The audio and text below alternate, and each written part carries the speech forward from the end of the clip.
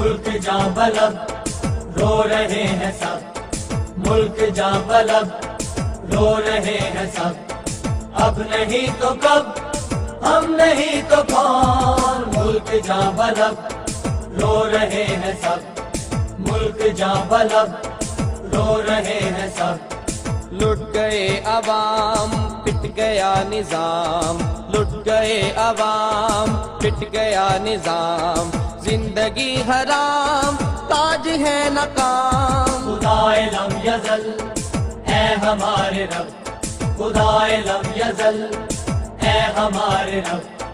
अब नहीं तो कब, हम नहीं तो कौन, मुल्क जां बलब रो रहे हैं सब, मुल्क जां बलब रो रहे हैं सब।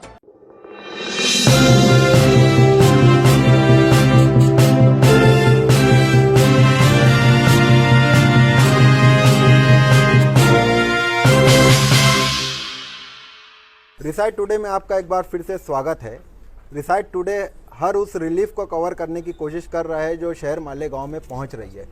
आज का दिन कुछ इसी तरीके से है कि हैदराबाद से 2000 किट की रिलीफ 2 ट्रकों में मालेगांव पहुंची। इस मौके पर साबिक मेयर अब्दुल मालिक साहब और मौजूदा एमएलए मुफ्ती इस्माइल साहब यहाँ पर हाजिर हैं, साथ में एजाज बेग साहब हैं।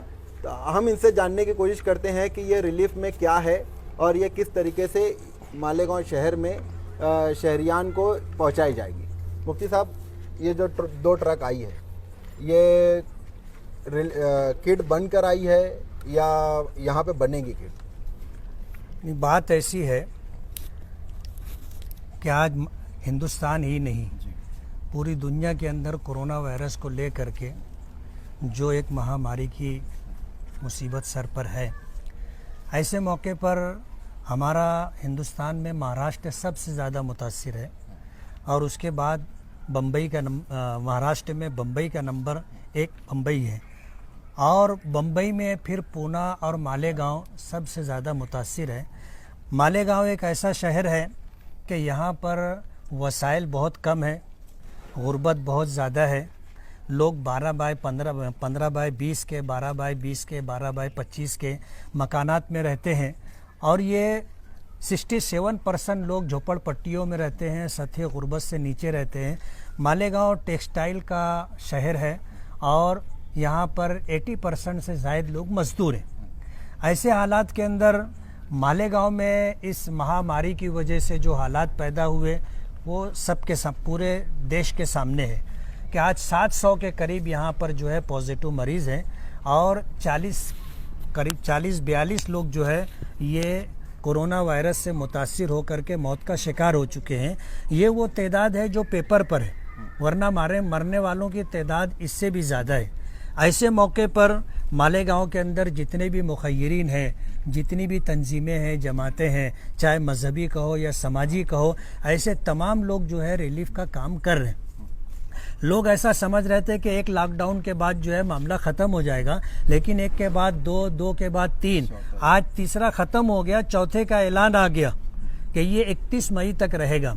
लॉकडाउन की वजह से जो डेली वेजेस पे काम करने वाले लोग हैं या पावर लूम मजदूर हैं, पावर लूम बंद होने की वजह से आज पूरा शहर एक बहुत बड़ा तबका भूखमरी का शिकार है। मालेगांव के लोग अल्हम्दुलिल्लाह लोगों को कवर करने की कोशिश कर रहे हैं और इस बात की कोशिश हो रही है कि हमारे पड़ोस में कोई भी भूखा न सोए, इस बात की कोशिश हो रही है और लोग अपनी हैसियत और ताकत से बढ़ करके काम कर रहे हैं। ऐसे हालात के अंदर ऑल इंडिया मजलिस इत्तेहादुल मुस्लिमीन के सदर कहो और ख़ास तौर पर जो है मजलिस के रूह रवां हमारे बैरिस्टर असदुद्दीन ओवैसी साहब, मजलिस के एमएलएज़, मजलिस के हमदर्दान, उन लोगों ने मालेगांव पर ख़ास तौर पर तवज्जो दी और ख़ुद से उनका फ़ोन आया। बात हमारी हुई थी लेकिन फिर से खुद से उनका फ़ोन आया कि 2000 किट का इंतज़ाम हमने किया है और हम वो किट्स मालेगांव भेज रहे हैं। ये इस मसले को लेकर के, इस बात को लेकर के मैं अपनी तरफ से अब्दुल मालिक जो हमारी जमात के सदर हैं मालेगांव के, और इसी तरह शिमाली महाराष्ट्र के सदर डॉक्टर खालिद परवेज़ हैं, मजलिस के जो भी कारपोरेटर हजरात हैं, मजलिस के जो भी वर्कर कहो, हमदर्दान कहो, मैं सब की तरफ से मजलिस के सदर का और बैरिस्टर असदुद्दीन ओवैसी साहब का और उनके रफ़क़ा जिन लोगों ने किट का इंतज़ाम किया है, और माजिद हुसैन कहो, जाफ़र हुसैन कहो, दीगर MLAs कहो, मालेगांव वालों की तरफ से मैं इन लोगों का बहुत बहुत शुक्रगुजार हूँ कि ऐसे मौके पर जब आदमी खुद परेशान है, अपने शहर के लोगों को लेकर के परेशान है, लेकिन मजलिस के ज़िम्मेदारान ने अपनी ज़िम्मेदारी महसूस की और मालेगांव से जो लगाव है और मालेगांव पर जो उनकी तवज्जो है, इस बात को देख करके एहसास होता है कि वो अपनी बात में सच्चे हैं। आज उन्होंने 2000 किट्स भेजी है, ये बात अपनी जगह बिल्कुल सही है कि 2000 किट्स मालेगांव के लिए ऐसा है जैसे ऊँट के मुँह में ज़ीरा, लेकिन जाहिर बात है कम से कम जो कर सकते थे उन्होंने वो करके दिया। आज तो कोई भी सियासी जमात कहो, इस मामले में हमें नज़र नहीं आता कि उन्होंने मालेगांव की तरफ इस नज़र से देखा होगा। ये वाहिद तंजीम है, ये वाहिद जमात है मजलिस जिसने इस बात को अव्वलियत दी। हम दोबारा उनके शुक्रगुजार हैं। और आपने जो सवाल किया है कि ये किट्स है या नहीं, किट्स बना करके उन्होंने भेजी है। एक ऐसा परिवार जिसमें 5-7 लोग हों, ये उनके लिए हफ्ता भर और इस महामारी के टाइम में भूखे रहने से बेहतर ये है कि आदमी पेट भर ना खाते हुए आधा पेट खा ले, कम से कम उसकी भूख मर जाए और उसको आधार हो जाए। ऐसे हालात के अंदर ये किट्स उनको 15 दिन के लिए काफ़ी हो सकती है। तकसीम के ताल्लुक से हम लोगों के सामने मसाइल हैं, लेकिन हम लोग अपने बाहमी मशवरे से जो भी हमसे हो सकेगा इसकी तकसीम में साफ शफाफ जो तरीका हो सकेगा उसको बरूए कार लाएंगे। इसी तरीके से शहर में और भी लोग हैं जो किट तकसीम कर रहे हैं, अनाज पहुंचाने की कोशिश कर रहे हैं, तो क्या ये सारी तंजीमें और ये अदारे एक प्लेटफॉर्म पे आके अगर इसको तकसीम करते हैं, जैसे आप 2000 किट आई है और भी लोग 2000 5000 बांट रहे हैं, तो अगर ये एक प्लेटफॉर्म पे आके बांटते हैं तो शायद है कि शहर में ज़्यादा से ज़्यादा लोग घरों तक के ये किट या अनाज पहुंच सके।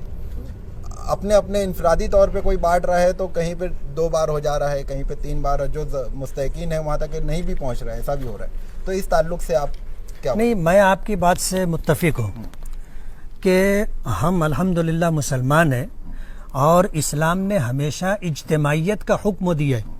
ये हमारी बदकिस्मती है कि हम लोग ज़कात जैसे निज़ाम को हम लोग उसके लिए कोई इज्तिमाई नज़्म नहीं कर सके, जबकि ज़कात एक ऐसा अल्लाह पाक की तरफ से फ़र्ज़ है, ऐसा हुक्म है कि हमारे नबी ने फरमाया है कि अगर मेरी उम्मत के तमाम वो लोग जो साहिब इस्तिताअत हैं ज़कात अदा करें तो फिर मेरी उम्मत में कोई नंगा और कोई भूखा नहीं रहेगा।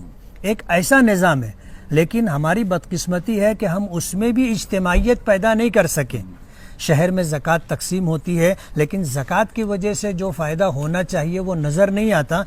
ये इज्तिमाइयत ना होने की वजह से है। हमें इज्तिमाइयत ही का नुकसान है। अगर हम में इज्तिमाइयत आ जाए, सोच में और हमारे प्रोग्रामों में अगर इत्तेहाद हो जाए तो हम तो हिंदुस्तान पर हुकूमत करेंगे। ये बात आपकी बिल्कुल सही है कि इज्तिमाइयत ना होने की वजह से कहीं 2-2 3-3 मरतबा मदद पहुंच गई, और कितने इलाके ऐसे हैं, कितने लोग ऐसे हैं कि उन तक अब तक एक दाना भी नहीं पहुंचा। गैरतमंद है, इज़्ज़तदार हैं, कभी ज़िंदगी में उन्होंने सवाल नहीं किया, किसी के सामने हाथ नहीं फैलाया। आज भी वो अपने इसी सफ़ेद पोशी का भरम रखने के लिए खामोश है। तो हम इस बात की कोशिश करेंगे कि जहां रिलीफ नहीं पहुंची है हम वहां रिलीफ पहुंचाने की कोशिश करेंगे। रिलीफ के ताल्लुक से मालिक भाई आपका क्या कहना है? मैं इस रिलीफ के ताल्लुक से मुफ्ती साहब ने काफ़ी तफसील में आपसे बात की है। मैं सिर्फ बहुत ज़्यादा ना बोलते हुए मैं हमारे सदर बैरिस्टर असदुद्दीन ओवैसी साहब और उनके साथी लोगों ने, जिन लोगों ने ये रिलीफ मालेगांव को दी है, हम उन लोगों का पूरी जमात की तरफ से शुक्रिया अदा करना